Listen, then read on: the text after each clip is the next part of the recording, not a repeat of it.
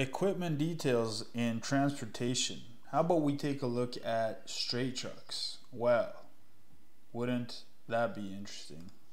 Well, straight trucks, they're also known as cube trucks, cube vans, or box trucks. And it's really a truck that carries cargo on the same chassis as the cab and the power unit. And these types of trucks are used to move automotive freight. I use them for that.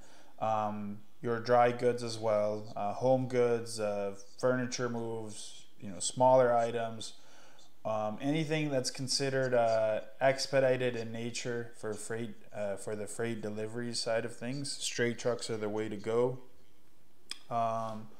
So yeah, that would be my straight truck talk for the day, and I hope you really enjoy this. If you do, give it a thumbs up. If you don't, I apologize again, but I'm sorry I have to give these videos out to people that want to educate themselves, so then when a customer calls them and says I need a straight truck, they know what that is. I need a 14-foot straight truck, they know what that is. I need a 24-foot large straight truck, I know what that is. And that's the main reason I'm sharing this. So I hope you enjoy.